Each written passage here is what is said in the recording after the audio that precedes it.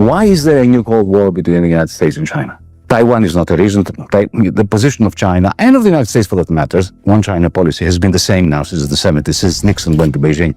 So this is a ridiculous explanation. The fact that China is developing and it's becoming technologically particularly adept, well, didn't Bill Clinton think of that when he was, moving heaven and earth to induct China into the World Trade Organization? These people were not dumb. They knew exactly what they were doing.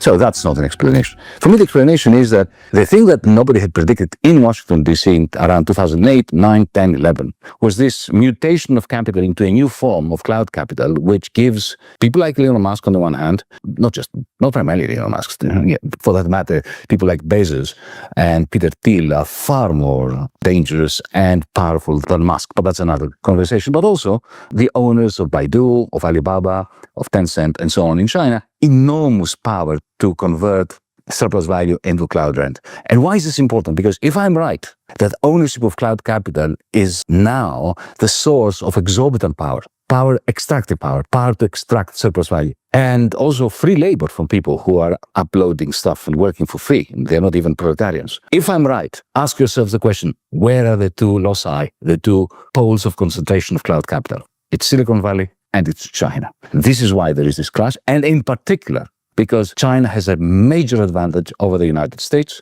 in this technological realm, in the realm of cloud capital. And what is that? In the United States, there is a war happening, not just class war, but also a war, an intra-capitalist war between the cloud capital owners of Silicon Valley and Wall Street.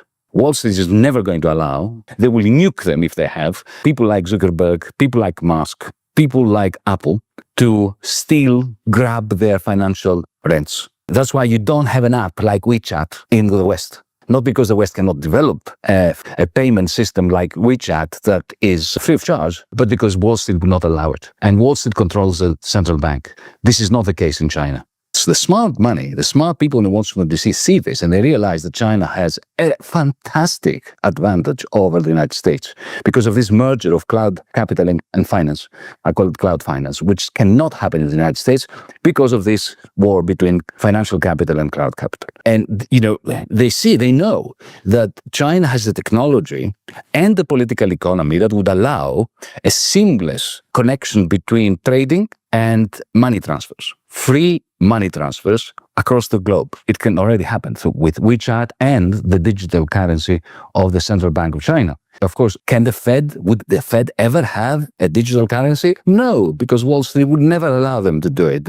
They are in control of the Fed, not vice versa, unlike in China. But China is now facing a great dilemma with between $3.5 and $4 trillion of savings. Does Beijing really want to undermine the exorbitant privilege of the dollar? Not yet. It's clear to me that the Chinese leadership has not decided to go all out. And what would going all out mean? It would mean turning the BRICS into a new form, a tech-savvy form of Bretton Woods, with China playing the role of the surplus recycler in the same way that the United States was recycling its own surpluses across the Bretton Woods system. China can do this today.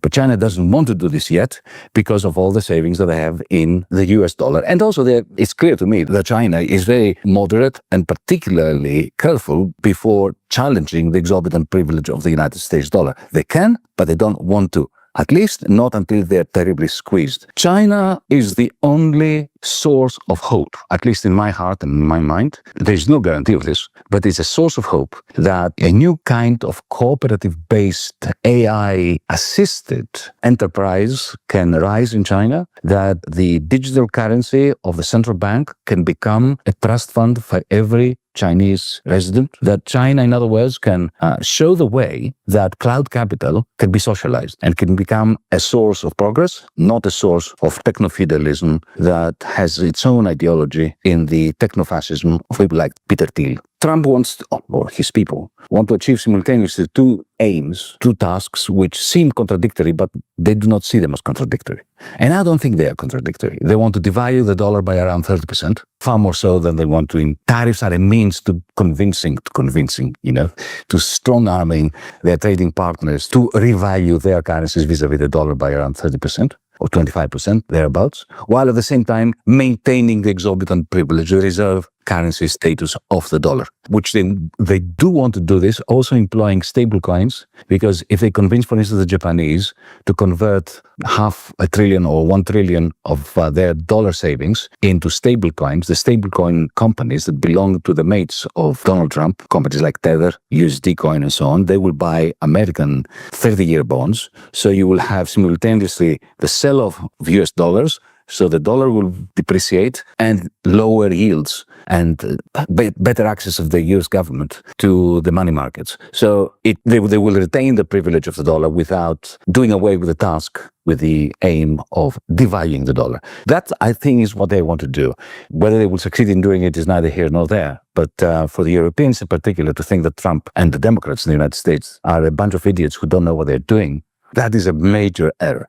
Trump is going to meet his comeuppance if this plan works, because if this plan works and the US trade deficit shrinks, then his realtor mates and the financiers are going to be in deep trouble, because their rents rely, as I said at the beginning, indirectly on the very large trade surplus. There is no such thing as trade wars, really. What we have is through trade and through sanctions, we have class wars. Trade wars are class wars. What is the point of aiming for profits if you can receive huge rents by shifting your production lines to Vietnam, to China, to India, even to Europe, much earlier in the 1970s and 80s, and then simply collect the tsunami of capital that flows back into Wall Street? In China, you had massive capital accumulation as a result of that. If you are an aluminum producer in Shanghai or in Shenzhen, and you're selling to California, you have experienced over the last 30 years remarkable rates of capital accumulation. The trade surplus of China goes hand in hand with wage suppression in China and suppression of domestic aggregate demand. So you have a class war happening in China and a class war happening in the United States. In the United States, they're in tears that they are the only winners. In China, you have capital accumulation, you have the capitalists that are gaining, as well as segments of the working class that are becoming upwardly mobile. Then, two things happen. Firstly, Wall Street, even though the trade deficit of the United States recovered within 18 months after 2008, Wall Street no longer has the capacity to recycle the tsunami or reverse recycled capital in the form of productive investments in the North Atlantic, either in Europe or in the United States, except one sector where the quantitative easing, the massive money printing that was effected after especially April 2009 in the context of the coordinated capitalist central bankers' attempt to refloat the financial vessels that had sunk a few months earlier, the only sector that benefited in actual capital accumulation from the money that was printed, around $35 trillion between 2009 and 2022, was the big tech sector in the United States, or what I call cloud capital. And the fundamental difference between cloud capital and all sorts of capital preceding it is that cloud capital, whatever lives in your phone, is not a produced means of production, but it is a produced means of behavioral modification. And the owner of that cloud capital has a remarkable capacity of directly modifying people's behavior in order to create digital fiefdoms, like in the United States, Amazon, in China, Alibaba. These are not markets, they are trading platforms. They are algorithmically hierarchical. They are a form of economic planning. These algorithms are optimized in order to maximize the cloud rents that the owners of those companies receive. In China, people like Jack Ma were repressed, and it was a very good thing politically, as was their capacity to convert surplus value into cloud rent. In the United States, there was no such mechanism, and you can see that Elon Musk has now actually moved into the White House, given, plugging his machinery into the servers of the federal government in order to extract more data, to build up more cloud capital. And, take my hat off to him, the way that he's managed to do that without anyone even noticing that this is what he's doing.